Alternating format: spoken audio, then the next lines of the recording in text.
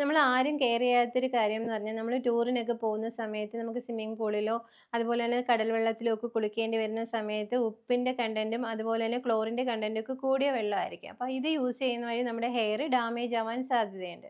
അപ്പം അങ്ങനെ ഉണ്ടാവാതിരിക്കുന്നതിന് വേണ്ടിയിട്ട് നമ്മൾ ചെറുതായിട്ട് കോക്കനട്ട് ഓയിൽ പുരട്ടിയതിന് ശേഷം ഈ വെള്ളത്തിലൊക്കെ കുളിച്ച് കഴിഞ്ഞാൽ നമ്മുടെ ഹെയർ ഡാമേജ് ആവില്ല.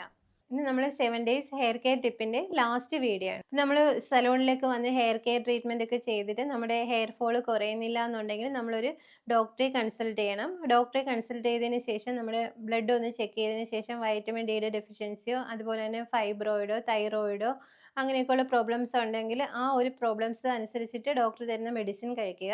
പിന്നെ നമ്മൾ അതുപോലെ തന്നെ ദിവസവും നമ്മൾ 2 അല്ലെങ്കിൽ 3 ലിറ്റർ വെള്ളം ഡെയിലി കുടിക്കാൻ ശ്രമിക്കണം. വെള്ളം കുടിച്ചില്ല എന്നുണ്ടെങ്കിൽ നമ്മളത് ഏറ്റവും അധികം നമ്മളെ ബാധിക്കുന്നത് നമ്മുടെ സ്കിന്നിനെയും നമ്മുടെ ഹെയറിനെയാണ്. പ്രോപ്പറായിട്ട് വെള്ളം കിട്ടിയില്ല എന്നുണ്ടെങ്കിൽ നമ്മുടെ സ്കിന്നും ഹെയറും ഒക്കെ ഡാമേജ് ആവുന്നു, ഡ്രൈ ആവുകയും ചെയ്യുന്നു.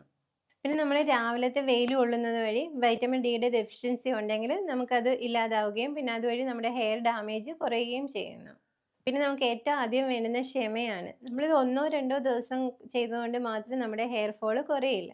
നമ്മൾ കണ്ടിന്യൂസ് ആയിട്ട് ഇതേപോലെ കുറേ നാൾ അടുപ്പിച്ച് ചെയ്താൽ മാത്രമേ നമ്മുടെ ഹെയർ ഗ്രോത്ത് കൂടുകയും ഹെയർ ഫോൾ കുറയുകയും ചെയ്യുള്ളൂ. അപ്പോൾ അടുത്ത ആഴ്ച നമ്മളൊരു സ്കിൻ കെയർ ടിപ്പിൻ്റെ വീഡിയോ ചെയ്യുന്നുണ്ട്. അപ്പോൾ മിസ് ആവാതിരിക്കാൻ വേണ്ടി ഞങ്ങളുടെ ചാനൽ ഒന്ന് സബ്സ്ക്രൈബ് ചെയ്യുക.